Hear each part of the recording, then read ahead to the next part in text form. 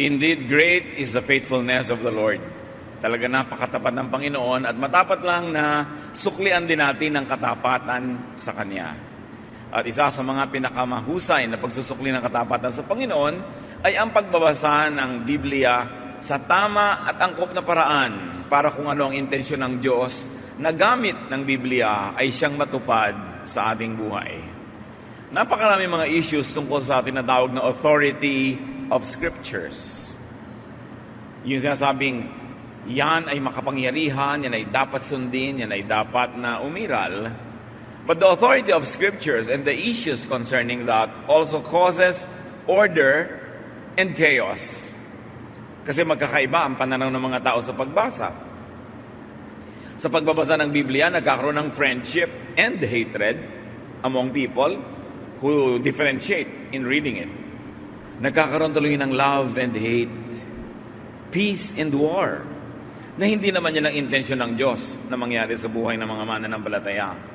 Bakit nagkakaroon ng ganon? Because Jesus-like spirituality could upset traditional applications of Old Testament teachings and Pharisee-like religiosity, like what happened during the Lord's time, and also Jesus-like spirituality could upset even New Testament or post-New Testament doctrines of the church. Napakahaba ng kasaysayan ng pananampalataya, napakaraming nadagdag na mga layers of beliefs, layers of interpretation, layers of tradition, na kung minsan nawawala na yung original na mensahe ng Diyos. Ang ating ngayong pag-aaral, pinamagitan natin, Applying Biblical Teachings Today. Paano nga ba marapat na ilapat sa buhay ngayong panahon na ito ang isang napakatanda ng mga dokumento para patuloy na yung kalooban ng Diyos na gamit nito sa buhay ng tao ang siyang maganap? Salamat, Ama, dahil maaari po kaming mag-aral. Dalangin namin, turuan niyo po kami. Kayo ang manguna. Tinig niyo ang aming madinig. Dalangin namin, Ama, na ang inyo pong kapangyarihan ay maramdaman naming lahat. Ang inyong liwanag ang siyang maging guide namin sa pang-araw-araw na buhay. Forgive us our sins. Cleanse us, O God. Teach us how to read the Bible and how to apply it in our lives today. Be our teacher. We seek you, Father, in the name of your Son, Jesus. Interestingly, yun po mga churches, mga tao, mga mananampalataya na sinasabi nilang sila ay Bible-based. They believe in the authority of Scripture. Marami na rin sila mga verses na hindi sinusunod, hindi pinapansin ngayon. There are many verses that are ignored and unheeded today. They got lost in history, either buong nawala sila o part by part na hindi na sila ino-observe ng mga tao. For example, Leviticus 20 verse 9. If you curse your father and mother, you will be put to death. Pag sinabi mong biblical ka, pag mayroong isang anak na sumagot-sagot ng pabalang-balang sa magulang, dapat patayin. Pero wala nang gumagawa niyan ngayon, even among the very so-called conservative churches. Christian churches do not apply this now. Leviticus 20:10, if a man commits adultery with the wife of his neighbor, both the adulterer and the adulteress shall be put to death. Pagka merong nangalo niya, isang lalaki na kanyang sinipingan ng babaeng asawa ng iba, pareho silang papatayin. Sa katunayan, hindi lang ngayon yan, hindi na ginagamit. Pati nung panahon ni Jesus, nangalahati na lang ang paggamit, kaya ang gusto na lang nilang patayin nun yung babae. Hindi na yung lalaki. Naiba na rin yung reading nila.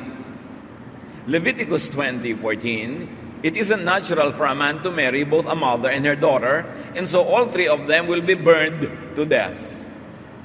So pag ginawang partner ng isang lalaki ang mag-ina, silang tatlo daw ay susunugin hanggang mamatay.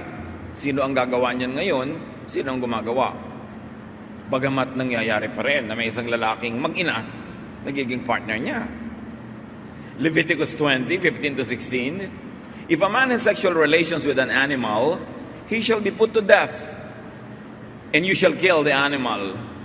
If a woman approaches any animal and has sexual relations with it, you shall kill the woman and the animal. Nakakapagtaka naman bakit yung animal ay nadamay pa sa kagagawa ng tao, pero wala na rin gumagawa niyan ngayon, bagamat meron pa rin gumagawa ng bestiality na yon, having this kind of interaction with animals, pero hindi napapatayin yung tao, hindi na yan nangyayari. Leviticus 20:18, if you have sex with a woman during her monthly period, both you and the woman will be cut off from the people of Israel. So any man that has a sexual relationship with a woman during her menstruation, pareho silang tatanggalan ng citizenship, itatapon, itatakwil. So ibig sabihin, chinecheck pa ng mga pristong araw yon kung nagaganap nga, even between couples. Leviticus 20:27, a man or a woman who is a medium or a wizard shall be put to death. They shall be stoned to death. So sino pa ngayon ang babato hanggang mamatay kila madam ganito at madam ganon na nanguhula o sa mga espiritista? Hindi na rin yan ino-observe. Leviticus 21:9, if any of your priests has a daughter who disgraces you by serving as a temple prostitute, she must be burned to death. So sinong equivalent ngayon ng mga priests? Hindi yung mga pastors. So pastors' daughters who commit sexual immorality in this way should be burned to death. Sinong gumagawa niyan ngayon? Genesis 17:12-14, throughout your generations, every male among you shall be circumcised when he is 8 days old. Any uncircumcised male who is not circumcised in the flesh of his foreskin shall be cut off from his people. So lahat ng lalaki, pag 8 days old, kailangang tuliin. Pero sino pa ang nag-o-observe din ngayon? Ang daming mga born-again Christians, mga Bible-based, evangelicals, Protestants, na hindi nag-o-observe niyan, lalo sa Western world. The same people who are very strict about all other verses don't observe this verse. See, nakikita ko, bakit natin po iniisa-isa ito? Kasi gusto ko makita nyo how selective the church has been in obeying. Uncircumcised men supposedly cannot be in the fellowship, much less to lead or to minister. But again, strict and so-called conservative churches ignore this teaching now, because they only select which sins to continue hating today and which sins to ignore, according to the Old Testament. Leviticus 20:13, it is disgusting for men to have sex with another, and those who do will be put to death just as they deserve. Interestingly, many churches continue to stick to the spirit of this teaching much more than other Old Testament regulations that they now conveniently ignore. Why they choose this, why they choose not this one, is a subject to a lot of wonder and puzzle. Leviticus 21:17-19, no descendant of yours can ever serve as my priest if he is blind or lame, if his face is disfigured, if one leg is shorter than the other, if either a foot or a hand is crippled. Can you imagine the teaching of the Old Testament? Nobody who has any physical disability can serve as priest. If you apply this now, there can be no pastors who are handicapped. No worship leaders, no song leaders, no prayer leaders could qualify if they are handicapped. So ano ba yung teaching? Anti-handicap ba yun? Leviticus 24:16, one who blasphemes the name of the Lord shall be put to death. The whole congregation shall stone the blasphemer. You don't see churches stoning somebody to death because that person blasphemed God. Not anymore. Leviticus 19:19, breed your livestock animals only with animals of the same kind, and don't plant two kinds of seed in the same field, or wear clothes made of different kinds of material. So no intercropping. Yung ginagawa ngayon sa Cavite at Batangas, may nyog, may papaya, may pinya, may kape, sama-sama sa isang bukid, hindi pwede yun sa Old Testament. Yung ginagawa ng mga tao ngayon na nagsusuot ng cotton, terry wool, polyester, hindi pwede yun. Kasi hindi pwede sila magsuot ng tela na iba-ibang material ang pinagsama-sama sa isang hobby. Kaya kung minsan makikita mo, 50% cotton, 30% polyester, hindi pwede yun sa Old Testament. So, nakikita natin mga kapatid, ang daming mga bawal noon na parang hindi na bawal ngayon sa observation ng mga churches at sa pag-o-observe nila, Pero meron namang ibang churches, pinili nila yung iba, panatilihing bawal, at yung iba, hindi. Ano ang standard? Usually, yung standard ng mga leaders nila. So kung sila ay hindi nagpapatuli, so hindi nila masyadong ini-implement yun. So kung sila ay very conservative about a certain sexual practice, patuloy nilang i-quote yung verse 9 as bawal. Pero yung mga iba na same verses in the same book, ini-ignore na lang nila. Paano yun? Bakit ganon? At bakit natin pinag-aaralan?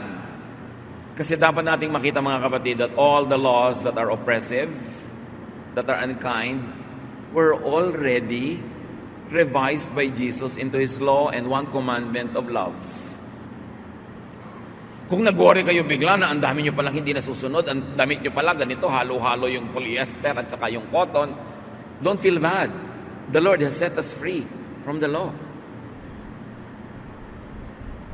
Ang nakakapagtaka lang, bakit merong mga theologians at mga churches na sinet free na tayo ng Panginoon sa lahat ng condemnation, ginastify na tayo, minahal, pinatawad, at iniligtas. May mga tao na patuloy pa rin pumipili ng mga mangilan-ngilang verses sa Old Testament at pinipilit pa rin igiit ngayon. Samantalang meron naman silang hindi sinusunod din. Selective lang. At yun ang dapat maunawa ng mga Kristiyano ngayon.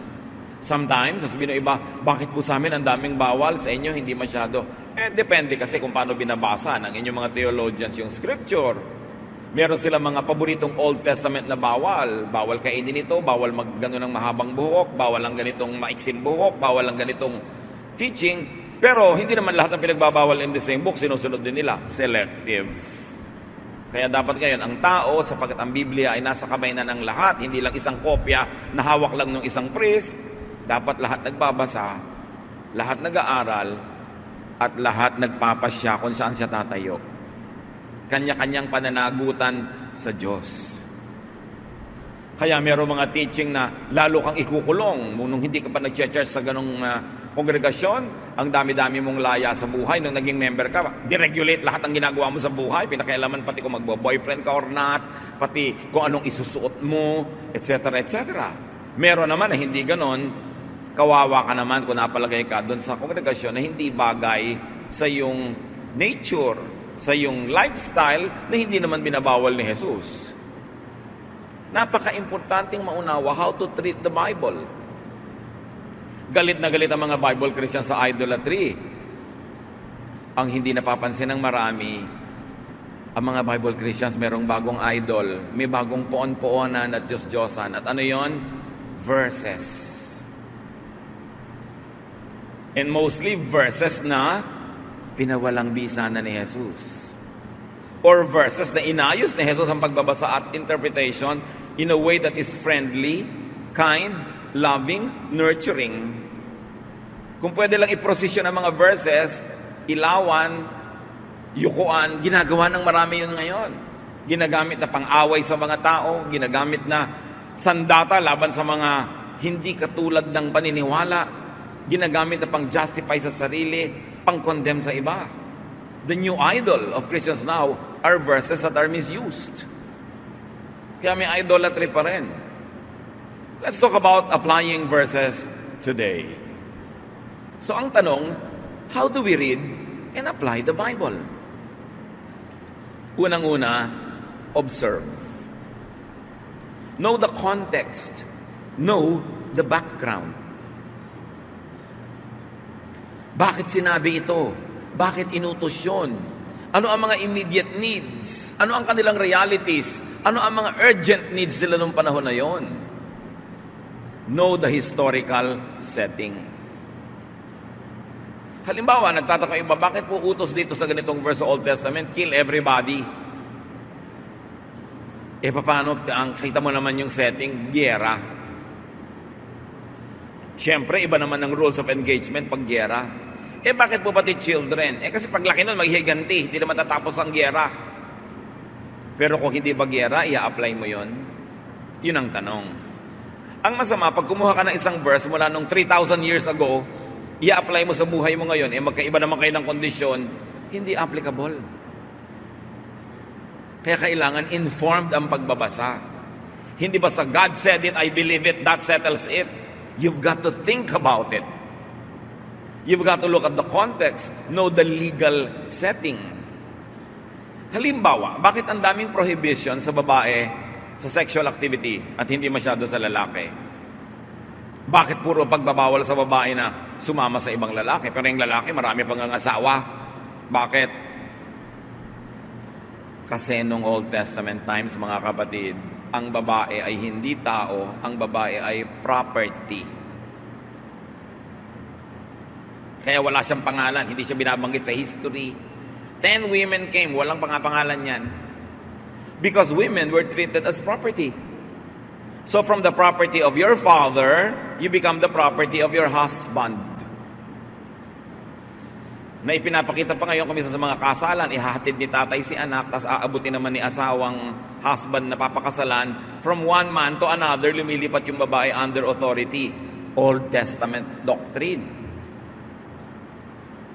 Na pinalaya ni Jesus sa mga babae sa ganyan. Kaya sabi ni Marta, yung po bang kapatid kong si Mary, hahayaan yung kasama ng mga lalaki, kaumpukan nyo dyan, bakit hindi siya ipupuntahin sa kusina where we women belong? At sabi naman ngayon bigla ni Jesus, well, she has chosen the better portion, it will not be taken away from her. Ibig sabihin, pinapalaya ni Lord yung mga babae sa ganyan. Kaya nga mula sa Galilee to Jerusalem, kasama niya sangkaterabang babae. Anong ginawa ng mga babae yon? They actually left their domestic concerns to do the ministry. And yet, pagkatapos ni Jesus, ang mga disciples, ang mga writers of the New Testament, renewed the tradition of women being under the authority of men. Kaya ngayon, malilito ka, kanino ba ako susunod? Sa sinasabi ni Jesus that women are free? O sa sinasabi ni disciple na ganito na dapat under the authority of men ang women? Kaya nalilito ang maraming Christians. At kaya natin pinag-uusapan ngayon. Dapat pa bang i-memorize yan that Jesus and His name is the name above all names? That all authority on heaven and earth were given to Him. Therefore, the teachings of Jesus should supersede all teachings of the Old and the New Testaments that are inconsistent with His doctrine of love and freedom. Mabalik tayo sa mga babae na property. Hindi nyo ba napansin yung 10th commandment, Exodus 20:17? You shall not covet your neighbor's house, property. You shall not covet your neighbor's wife, or male or female slave, or ox, or donkey, or anything that belongs to your neighbor.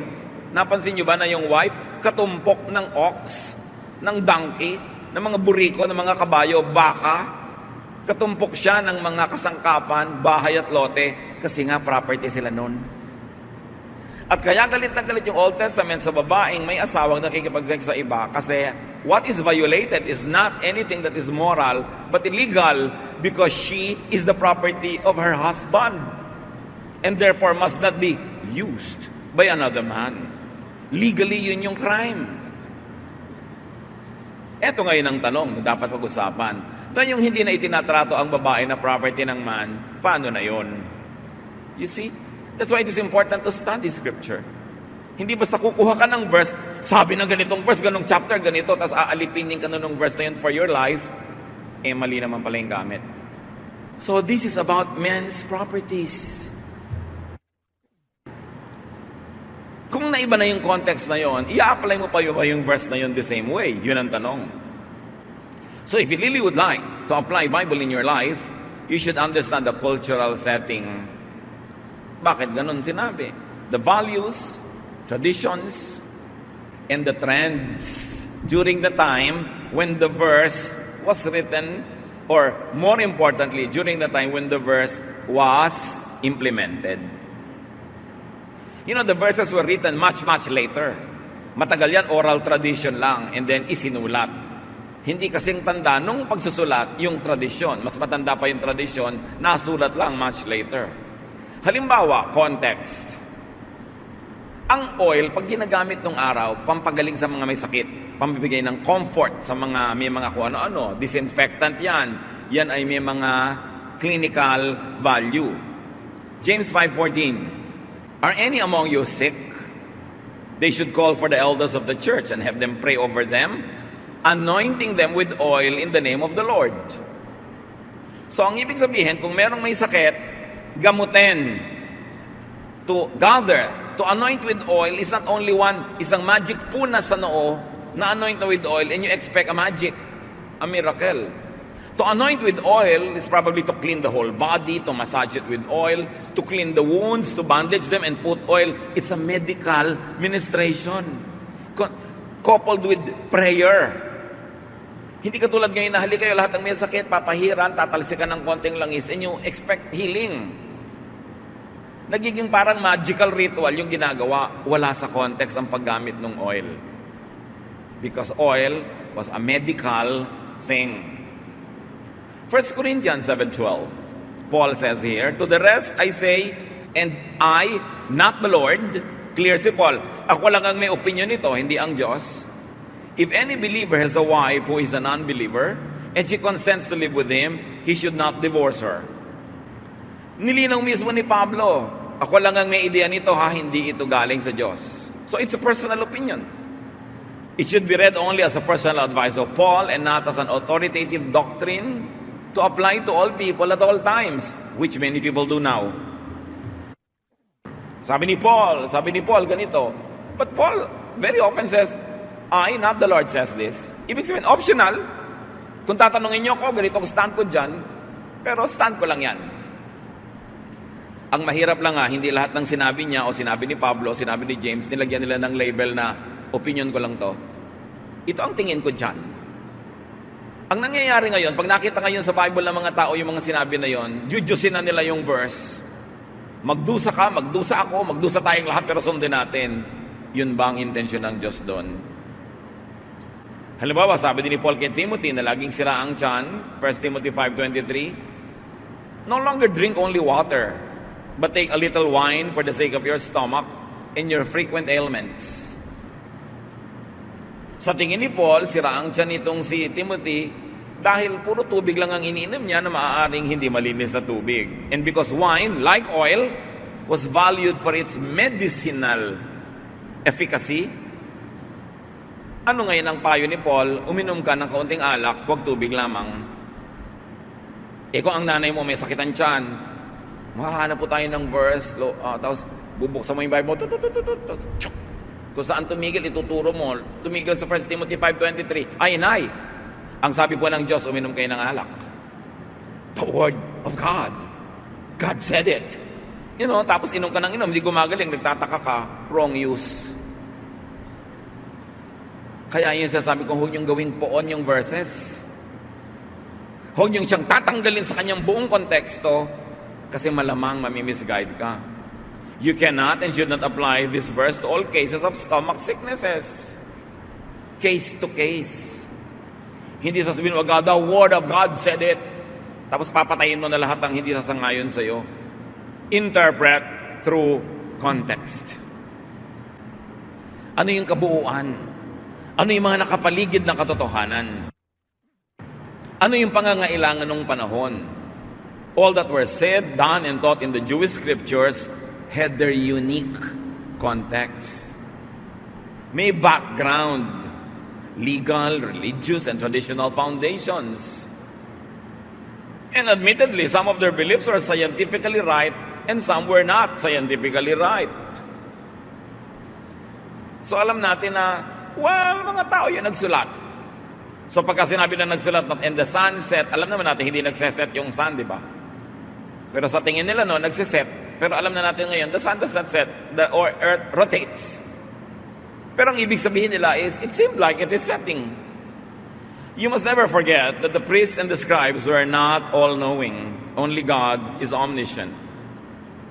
The priests and the scribes were usually informed only by the reach and scope of the knowledge of their time. Dapat i-consider yon when we are reading them. Dapat din nating tingnan kung yung mga reasons why they were doing things. Bakit ang mga Israelites sobrang ethnocentric? Kill everybody, kill the Jebusites, kill the Perizzites, kill the Jebusites. Anong reason? National interest. Most of their history, they were fighting for the piece of land that they are supposed to have. Kaya lang ang problema, may tao nung dumating sila. So they had to fight getting it, and they had to keep fighting keeping it. May mga reason, yung mga ganon. Hindi mo pwedeng i-apply ngayon yung mga verses na kill all your neighbors pag nasa Nueva Ecija ka. Hindi mo pwedeng gamitin yung kahit nasa Mindanao ka, kill all the others, iba yung religion. Hindi pwede. Kasi hindi naman context mo ngayon, yung original context kung kailan ibinigay yung utos. You've got to also look at the desired effects of the verses when they were practiced or written. And mostly, in the Old Testament, it is national security. Foremost yan sa mga priests. Do not forget that the Israelites never had kings until Saul.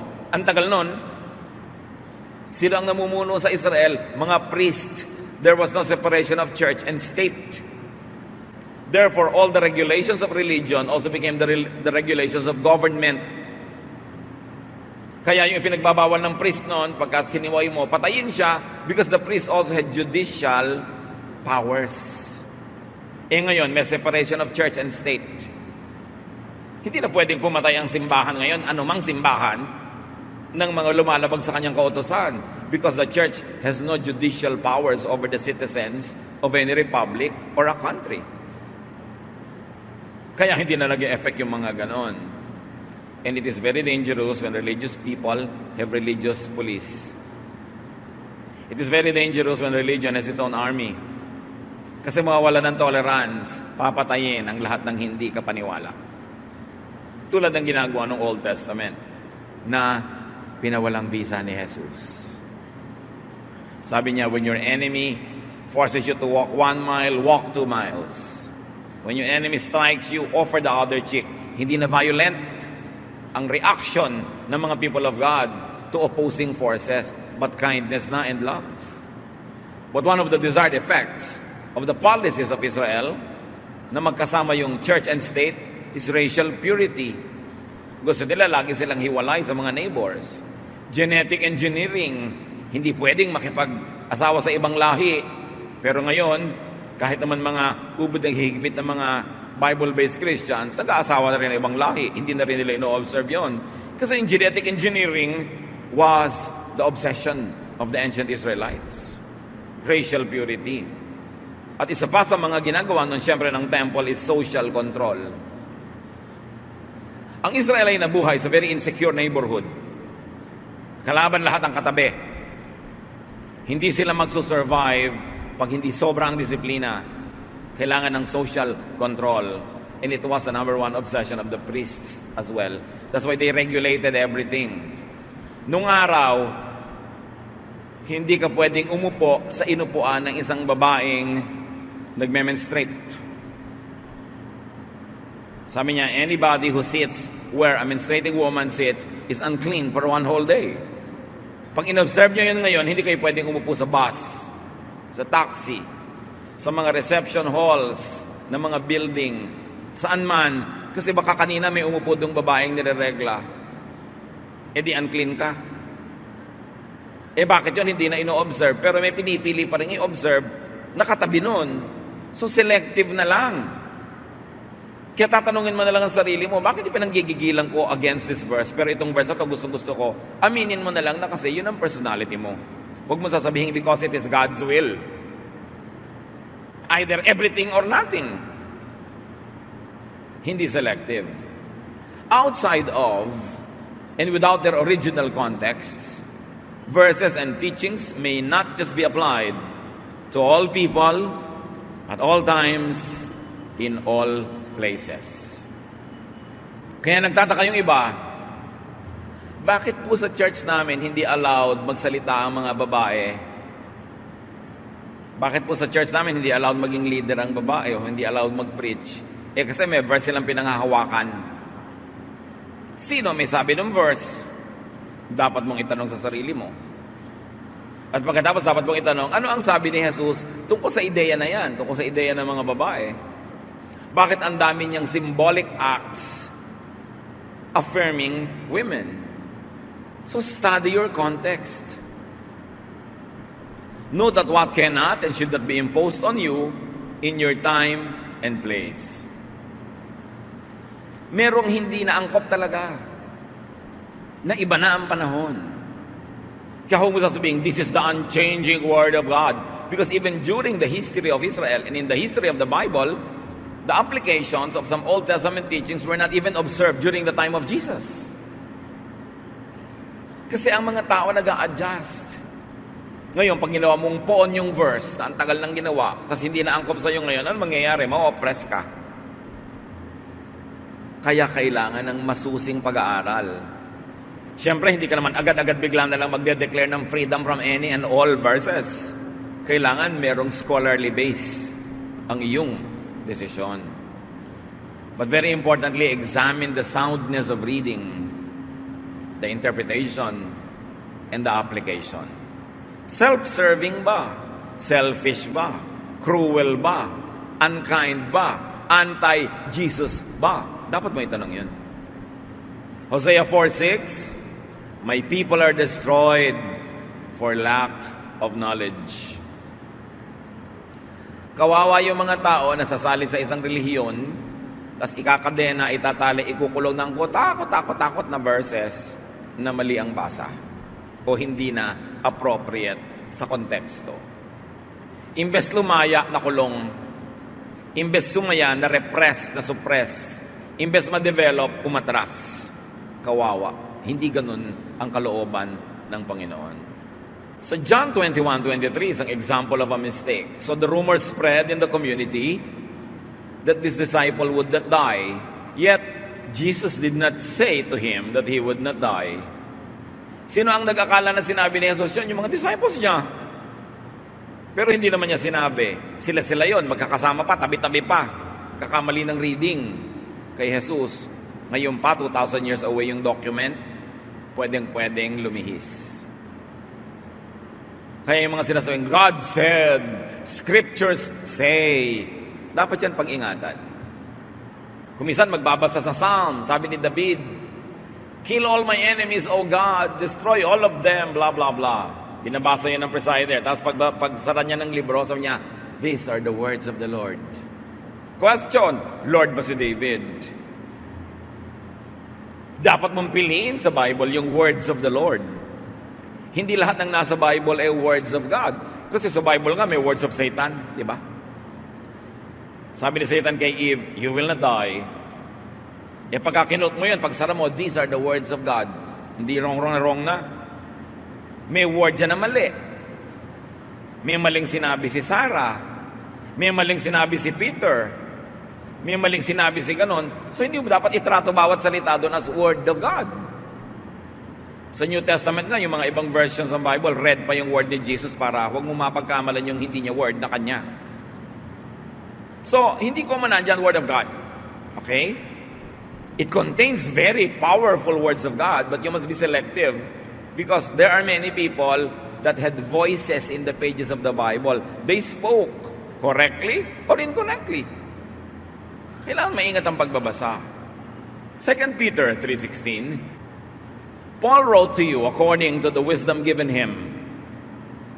There are some things in them hard to understand, which the ignorant and unstable twist to their own destruction as they do the other scriptures. Anong sabi ni Pedro?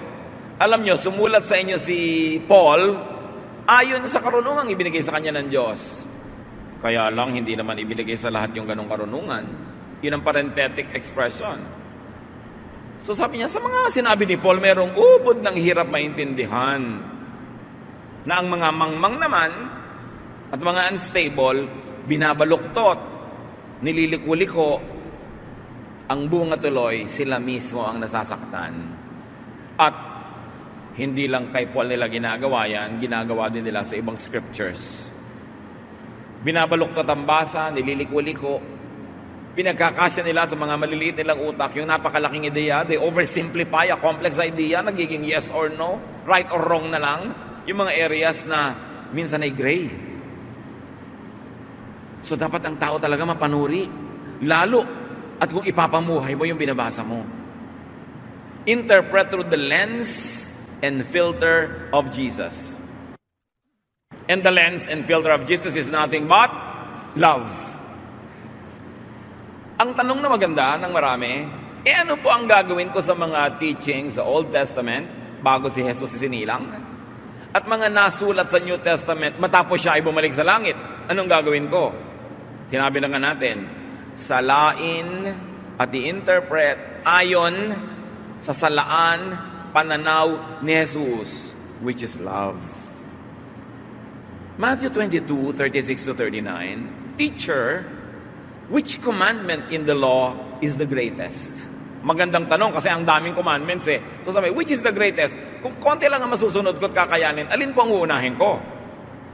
He said to them, love the Lord your God with all your heart and with all your soul and with all your mind. This is the greatest and first commandment. And the second is like it. You shall love your neighbor as yourself. In one stroke, anong ginawa ni Jesus? Sabi niya, sige, ang dami kasing commandments no? I understand, marami. Heto ang salaan ko. Love. Diyan nyo padaanin ang lahat ng alam nyo. Pag hindi lumampas, pag hindi loving, pag hindi kind, kalimutan nyo na. Kasi ang greatest commandment, the reason why all the commandments were given is love. Kung sa pagsunod, sa pag-implement, sa pagigit mo ng commandments, magiging unloving ka, un-Jesus na yon. Hindi ito napapansin ng napakaraming Kristiyano na nagbigay si Jesus ng pamantayan kung ano ang pinakamahalaga at sa Kanya love yon. Hindi legalism, hindi judgmentalism, hindi separatism, hindi self-righteousness, not even doctrine. Sabi niya, love. Paano ka at gaano kalalaya, kapatid, pag ito ay naunawa mo? At paano mo hahayaang lumaya ang iba pag naunawa mo ito? So you ask, may hawak kang verse, utos, ang tanong mo agad, is it not loving? Pag not loving, di wag na lang. Sayang naman yung pagbibigay ni Lord ng utos. Sayang yung pagbibigay niya ng definition, what is the greatest. Sayang yung kamatayan niya para yon ay bigyan ng kapangyarihan, tapos babalik ka lang naman pala sa mga unloving ways. Bakit pa sinilang si Jesus? Bakit pa siya namatay? At bakit ka tatawaging Kristiyano kung hindi naman si Kristo ang gagawin mong standard? At iba. 1 John 4, 7 to 8, Beloved, let us love one another, because love is from God. Everyone who loves is born of God and knows God. Whoever does not love does not know God, for God is love. Hindi sinabing whoever is not baptized by immersion or by sprinkling or by pouring is not of God. Hindi yon. Hindi sinabing whoever does not read this version, this official version of the Bible is not of God. Hindi yon. Hindi sinabing whoever has long hair or short dress or whatever is not of God. No. Hindi sinabing sino man ang kumakain ng ganito, dinugo ang may puto o wala, is not of God. Hindi yon. Ang sabi, whoever does not love is not of God. But if you love, you are of God, no matter what your religious color is. Kaya lang natin to mauunawa at ipapamuhay. 1 Corinthians 13, 1 to 2. Paul, the greatest teacher of the New Testament. If I speak in the tongues of mortals and of angels, but do not have love, I am a noisy gong or a clanging cymbal. And if I have prophetic powers and understand all mysteries and all knowledge, and if I have all faith as to remove all mountains, but do not have love, I am nothing. Sabi ni Paul, kahit gaano kaganda turo ko, kahusay na aking rhetoric, ang dami-dami kong sign gifts, pag hindi ako loving, huwag niyo akong pansinin. I am nothing. Philippians 2, 9 to 11. Then God gave Christ the highest place and honored His name above all others. So at the name of Jesus, everyone will bow down. Those in heaven, on earth, and under the earth. And to the glory of God the Father, everyone will openly agree, Jesus Christ is Lord. Who is Lord, church? Ang hina naman. Siya, walang iba. Ano ang commandment niya? Love. Huwag niyong kakalimutan yan. Bakit hindi niyo dapat kalimutan? Kasi maraming lilito sa inyo. Huwag ka kay Jesus Christ makinig. Makinig ka kay ganitong prophet. Makinig ka kay ganitong disciple. Oh, sabi ng verse. Huwag ka sa lab makinig. Makinig ka sa discipline. Makinig ka sa doctrine. Makinig ka sa distinctives. Kanino dapat makinig? Jesus Christ. Because His name is above every name. And His only one commandment is love. Mahirap ba yung maintindihan? Leave unloving traditions to history, to the museum, as Jesus very clearly and powerfully did. Huwag magpaalipin sa mga kaugaliang unloving. Huwag mang-alipin ng mga kapatiran with unloving ways. Relax. Enjoy the journey with the Lord. He did all the work. We are here standing by the grace of the Father through Jesus Christ, His Son. So bago ka mag-implement ng anumang verse, you ask, is it loving? Oo nga, may verse, but is it loving? Sabi ng verse, batuhin ito hanggang mamatay, but is it loving? Nakita niyo yung babaeng nahuli sa akto ng pangangalo niya? Gusto ng mga tao batuhin hanggang mamatay? Ipinabato ba ni Jesus? No! Dahil ang pinapairal niya is the law of love. Charge that sin to me. I pay for it. It is paid for. Nobody should stone this woman to death. Love above the law. So bago kayo mag-meeting para litisin ng isang tao na sa tingin nyo makasalanan, you say, is it loving to do that? Is it loving to embarrass people? Is it loving to stone even sinners? Kaya ang sabi ni Lord, sige, ang walang kasalanan, maunang bumato. Wala namang naglakas loob kasi lahat naman makasalanan. So kung lahat may kasalanan, bakit ang lakas ng loob mong usigin yung kasalanan ng iba? Pwedeng iba lang ang hugis, korte ng kasalanan niya sa kasalanan mo, pero meron ka rin. Sa kahuhugot ng kapal para mangusig ng iba. Yun ang mensahe ni Jesus. Meron kang gustong gawin sa kapwa mo Kristiyano nagkakamali, but would you want it for people you love? Pulpituhin natin sa ganitong sister kasi makasalanan. Kung naging anak mo yon, gusto ba mangyari sa kanya yon? Would you want it for yourself? Leviticus 19:18, love your neighbor as yourself. So ang tanong, bakit ito po, Leviticus, bakit pwede pa natin gamitin ngayon? Kasi sang-ayon siya kay Jesus. Pasado siya sa salaan ni Jesus kasi loving. If the verse teaches love, ask further, is it beneficial? Loving nga, pero nung araw, pero ngayon ba, beneficial pa yan? Is it liberating? Nakakakulong ba o nakakalaya? Nakakapahinga ba o nakakasakal?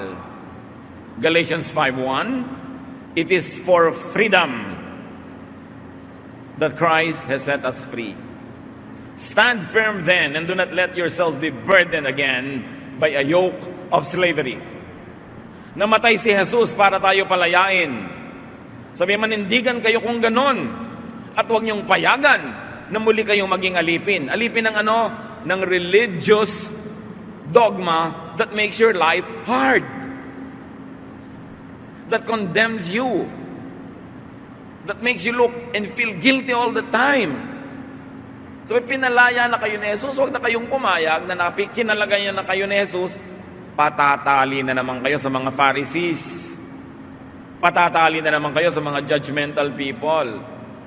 Ilalagay niya na naman yung sarili niyo sa judgment seat to be judged by others. Huwag na kayong pumayag, sabing ganon. Huwag niyong sayangin ang sakripisyo ni Jesus para kayo palayain. Hindi palayain na gumawa ng mali, Palayain sa mga nanguusig. Palayain sa mga judgmental people. Palayain sa walang katapusang guilt. Because Christ paid for our sins, committed, being committed, and will be committed. Because Jesus is Lord yesterday, today, and tomorrow. Kung mababasa nyo lang, lahat ng tanong halos sa mga tao sa akin sa Facebook, kawawa ang mga tao kasi oppressed na oppressed na oppressed. Pwede po ba akong kumain ito? Pwede ko bang sabihin ito? Pwede ba akong ganito? Pwede ba akong ganon? Puro bawal kasi ang nakasaksak sa utak. Bakit pa namatay si Jesus kung mabubuhay ka na naman sa sangkaterbang bawal? Hindi naman ibig sabihin na wala nang bawal. Pero suriin mo na kung ano yung bawal kay Jesus, yon. Kung ano yung bawal sa iba na hindi naman bawal kay Jesus, ay malaya ka na doon. That's why Jesus is Lord. John 8:32, then you will know the truth, and the truth will set you, church, free. Hindi licentious, ha? Hindi may lisensya kang gawin lahat ng mali. Free ka na gumawa ng tama, at free ka from a life of guilt and accusation because Christ paid for your sins. Sasabihin nyo ba, di po yung iba abuso? I don't think so. Sa laki na lang ng pagmamahal mo kay Jesus at pagtanaw ng utang na loob, magpapakatino ka. Pero hindi ka nagpapakatino dahil sa sasabihin ni Manang ganon o ni Manong ganon. Hindi ka nagpapakatino sa tingin ng iba para huwag ka lang mausig dahil takot ka mabisto. No, ginagawa mo yung best mo dahil yun ay kaliligaya ni Jesus. Pero alam mo na lahat ng hindi mo maabot dahil may pagkukulang ka, kung minsan ay mahina ka, lahat yon inabot ni Jesus, binayaran, pinatawad, inilibing sa lalim ng dagat at minamahal ka hanggang ngayon. Huwag mong kakalimutan yon. Don't live in guilt. Guilt is hell. People who live in guilt live in hell, and that hell is in their hearts. And Jesus sets us free from hell, not only from the fires of hell in the future, but from the hell-like heart of people who are forever being made guilty by the religious establishment. Hindi dapat pampagilty ang ginagawa natin sa tao. Pinapalaya natin dapat sila sa guilt. Kasi yun ang regalo ni Jesus. Hindi pag nakakita ka ng isang Kristiyanong biglang naninigarilyo, hindi natin gusto yun. Sasabihin mo agad, ganyan ba? Ganyan ba Kristiyano? Pag-guilty ka agad. Trabaho ni Satan yan. Alam niyo ba, Satan is the accuser? To accuse anyone is the work of the devil, not of Jesus. Pag may nagkamali, ganyan ba Kristiyano? Ganoon agad. Bakit akala mo pag Kristiyano, perfect? Perfect ang legal status because Jesus paid for our sins. But in actual life, hindi ka naman talaga perfect. At huwag nating linlangin ang mga sarili natin. Nobody is perfect. Yung nagpe-perfect andyan, hypocrite lang yon. Walang ganon. The Bible says, no one is righteous, not even one. And the Bible is clear, all have sinned and fall short of the glory of God. Kaya sabi ni Jesus, sino man ang walang kasalanan, bumato na. Kailan tayo huling ng bato ng isang taong iniisip natin makasalanan? Hindi yan gawa, yan ang hindi gawa ng Kristiyano. Kaya pagka meron kang ginawang mali, sabi agad ni Manang, ganyan ba Christian? Sagot mo rin, bakit ang ginagawa nyo? Ganyan ba Christian? Nanguusig kayo? Pareho lang tayo, Manang. Magbatuhan na tayo, simulan na natin.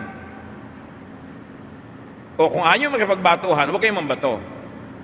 Nabubuhay lang tayo sa awa ni Jesus. Walang pwede magyabang. Awang-awa si Jesus sa mga religious people of His time. Not the leaders, but the followers. Hirap na hirap sila. Ang daming batas. Ang daming dasal. Ang daming bawal. Laging guilty at guilty at guilty. Buong buhay na relihiyon, guilt pa rin hanggang mamatay.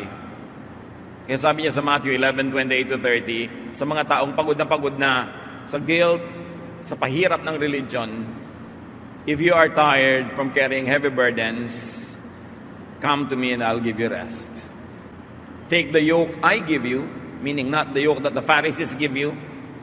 Put it on your shoulders and learn from me. Not from them, from me. I am gentle and humble, not like them who are proud and harsh and cruel. And you will find rest. This yoke is easy to bear, and the burden is light. Kaya pag kami nagtatanong, paano po magiging tama ang interpretation ng verse? Itatanong mo, is it easy and light? Because Jesus wants it easy and light. Kaya may biglang, gagawin natin very practical. Pastor, hirap na hirap po kami sa buhay. Wala po akong trabaho, lubog kami sa utang. May nag-alok po sa akin ng trabaho, pero may trabaho po pag linggo. Ayaw po ng pastor ng trabaho pag linggo dahil daw Lord's Day yon. Ano pong gagawin ko? Ano yung light na reading? Eh di tanggapin mo yung trabaho, anak. Umattend ka na lang sa Wednesday service. Hindi lang Sunday ang Lord's Day. Every day. This is what I mean, interpret it when it is easy and light. I could be legalistic and say, the Lord says respect the Sabbath. Do not work. Just be in the church the whole day. Pero si Lord nga nagpa-work ng Sabbath para lumaya ang tao. At sabi niya, Sabbath was made for man, not man for the Sabbath. It was made for the good of man, so that man would be mandated to rest. But if the man does not choose to rest, that's his choice. So may mga oppressive readings. Namamatay na sa gutom, ayaw pa pagtrabahuhin pag linggo. Nag-church nung umaga, pero pauli sa gabi, required pa rin. At required din yung midweek. Ang dami-daming requirement. Ang tanong, after 40 years of practice, mas banal ka ba talaga doon sa isang taong nasa labas ng church na hindi nag-church kahit kailan? Yun ang tanong. Mas bumuti ka ba talaga? Mas bumait ka? Siyempre, mabuti naman talagang attend para marami kang feeding. Pero hindi naman dapat gawing obligasyon. Dapat pleasure. It's your pleasure to worship the Lord with the brothers and the sisters. Hindi dahil chinecheck yung attendance. Malalagay sa bulletin board ang pangalan mo pag absent ka. Pressure na yon. Hindi na yon easy and light. So you ask, is it restful? Yung reading ko ba, restful? If not, freeze the verse. If yes, apply it. Kasi dumaan sa salaan ni Jesus at pasado. How do you read the Bible? Apply it after you've understood it. But remember, Jesus is the standard. Jesus is the new covenant and agreement. Jesus is the measure of all things. Colossians 2:9, for in Christ, all the fullness of the deity lives in bodily form. Lahat ng pwedeng malaman tungkol sa Diyos Ama, nalaman sa pamamagitan ni Jesus sa Kanya lang. Colossians 1:15, He is the image of the invisible God, the firstborn over all creation. Yung Diyos na hindi nakikita, nakita kay Jesus. Siya ang tingnan. 2 Corinthians 4:4, the God of this age has blinded the minds of unbelievers so that they cannot see the light of the gospel of the glory of Christ, who is the image of God. Binubulag daw ng Diyos-Diyosan ng mundong ito ang mga tao para hindi nila makita yung tunay na katuruan ni Jesus. Laging ang reading natin, the God of this world is Satan. Pwede ding religious systems that are not faithful to Jesus, pwede rin matawag yun na God of this world. Kasi kung merong number one pambulag ng mga tao, erroneous religious belief. Yan ang malakas makabulag. Yan ang nagpapalakas ang loob na maging kriminal ang mga tao, pumatay sa ngalan ng Diyos. Matthew 3:17, and the voice from heaven said, this is my son, whom I love, with him I am well pleased. Kanino pleased ang Diyos? Sa ganito bang prophet? Sa ganito bang disciple? Kay Jesus. Siya ang anak ng Diyos. Siya ang katuparan ng lahat ng gustong ipatupad ng Diyos. Siya ang physicalization of the invisible Spirit God. Siya ang dapat mangibabaw. John 1:29, the next day, John the baptizer saw Jesus coming toward him and said, look, the Lamb of God who takes away the sin of the world. Paano inalis ni Jesus ang kasalanan ng mundo? Number 1, binayaran niya lahat. At number 2, pinawalang bisa niya ang kutakot-takot na batas na nagde-declare na makasalanan tayo. By taking away the law that condemns, Jesus took away our sin. Parang ganito, nakalagay, no parking, nagpark ka, di guilty ka. Ngayon, nagpark ka bukas, guilty ka pa ba? Tinanggal ni Jesus yung sign na no parking. So, dalawang paraan. May nakalagay no parking, nagpark ka, sabi ni Lord sa police, charge it to me. Meron namang paraan, nagpark ka, hinuhuli ka ng police, tung tingnan nyo, wala naman palang signboard na no parking. So ano yung crime? Jesus took away the law that condemns and replaced it with the law that loves. Namnamin nyo yun, ang lalim, ang sarap. Pinalaya niya tayo sa panguusig ng law. John 5:45, Jesus speaking, "Don't think that I will be the one to accuse you to the Father. You have put your hope in Moses, yet he is the one who will accuse you." So niya, huwag niyong isipin na uusigin ko kayo sa harap ng Ama. Si Moses na lagi niyong kinu-quote, ang kanyang mga law, ang kanyang mga batas, siya ang magkukondem sa inyo at yung mga batas niya. Not me. Because my law that applies to you is the law of love. How can you be guilty when the law is love? Your only guilt will be if you are unloving. Pero yung tagtad ng mga listahan ng mga utos ni Moses at mga kautosan ng relihiyon, magigilty ka talaga pag yun ang dinala mo sa Panginoon. Pag sabi ng Diyos, paano kita tatanggapin dito sa langit? Ito, dala mo lahat ng listahan ng law. Ito po lahat ng law na sinikap kong sundin. Nasunod mo bang lahat? Marami pang nasunod, pero hindi lahat. Pues, everything or nothing, you are condemned. Yun ang dala-dala mo kasi, law of Moses. Ang pangangatwiran mo sa Diyos, ang iyong kabaitan, ang iyong kabutihan, ang iyong righteousness, ang iyong doktrina na kulang-kulang din naman.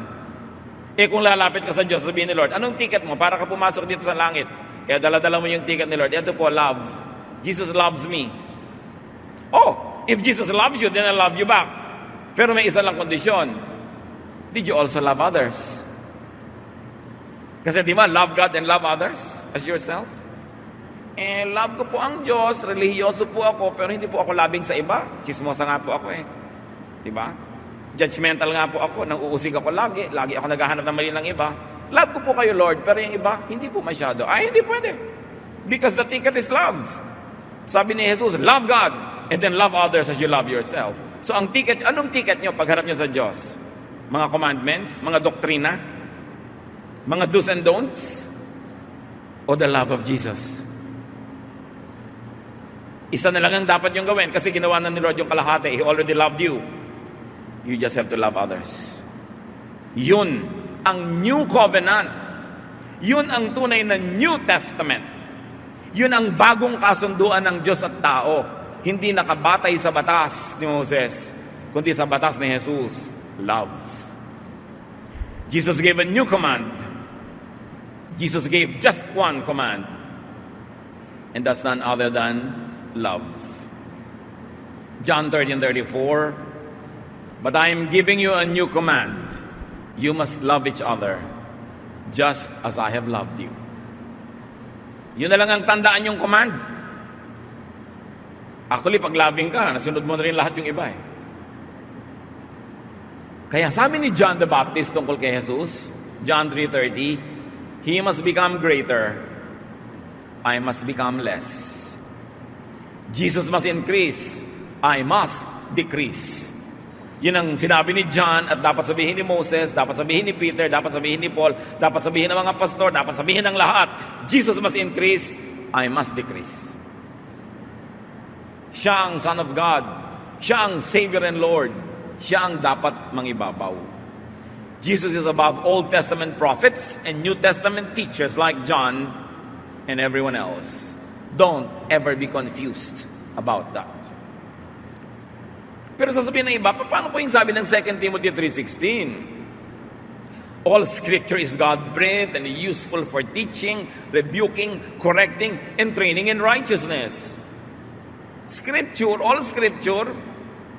Pag sinabing all scripture, ang tinutukoy, Old Testament. Not the New. Because nung sinulat itong letter na to, wala pang New Testament na nakokolekta nun. So pagka sila Jesus, yung mga disciples, sinabing scripture, they refer to the Old Testament. At ito nga yung idea nila. It is useful. Pero ano nang gagawin natin ngayon sa lahat ng useful scripture? Useful yon. All scripture after passing the Jesus test. After passing the Jesus standard and filter, it is profitable to apply to one's life. So when you say all scripture, Meron ka na ngayong salaan, papadaanin mo sa love commandment of Jesus. At yung lalampas pa lang doon, ang dapat mong panindigan at ipamuhay. So make it a standard for morality. Follow and implement if Scripture passes through the test of the Son of God. Siya ang tunay na Son of God. Huwag siyang takpan ng mga idols kahit yung idols ay verses. 1 Corinthians 1:23, but we preach Christ, a stumbling block to Jews and foolishness to Gentiles. So niya, itinuturo namin si Jesus, walang iba. At katisuran niya ng mga Hudyo, meaning Old Testament doctrines. At kahangalan sa mga Gentiles na hindi nakakaunawa. So how to read and apply the Bible? When there are breaches and lapses in obedience to verses, reapply the Jesus principles. Sundin natin lahat ang mga papasa sa doctrine, commandment ni Jesus. Pero kung magkulang, magkamali, madapa, kapusin, balikan yung love ni Jesus at i-apply yun. Matthew 18:21-22. Then Peter came to Jesus and asked, Lord, how many times shall I forgive my brother when he sinned against me? Up to 7 times? Jesus answered, I tell you, not 7 times, but 77 times. 7 being symbolic of perfection. Dinoble ni Lord 77. Ibig sabihin, patawarin mo ng patawarin, ng patawarin, ng patawarin. At ganoon ang pagpapatawad ni Jesus. Kaya pwede tayong mag-rest, mag-relax, because the burden is easy. The yoke is light. Gawing blessing ang pagkakakilala sa Diyos through Jesus. Huwag gawing pahirap sa buhay. May mga hirap. Pag naghihirap ka para magmahal, para umibig, para umunawa, para tumulong, mahirap yon. Pero huwag yung hirap ng loob. Huwag yung guilt. Because the blood of Jesus washes us from all sins. Ano man yung guilt nyo sa buhay, bitawan nyo na yan in the name of the Lord. Have a brand new start. And even after you have begun your brand new start and you fall again and you run short of the glory of God, cover yourself with the love of Jesus that forgives 77 times. Pag lang naunawa yan, tsaka mapapahinga ang kaluluwa. At pag lang pahinga ka na, hindi ka na defensive, hindi ka na offensive, doon ka lang talaga makakapagmahal ng kapwa. Panginoon, salamat sa pag-ibig niyo sa amin na ipinahayag niyo sa pamamagitan ni Jesus. Salamat hindi si Moses ang aming daan tungo sa iyo, kundi si Jesus. Salamat hindi yung mga commandments nila, kundi yung commandment ni Jesus to love. Teach us to receive this love in fullness so that we can live by it and enjoy it. And teach us, O God, to share and give that love to people around us. Pagbulay-bulayan nyo pa sa mandali, mga kapatid, ang kahulugan ng lahat ng ito sa inyong personal na buhay. Father, teach us how to apply these things in our personal lives.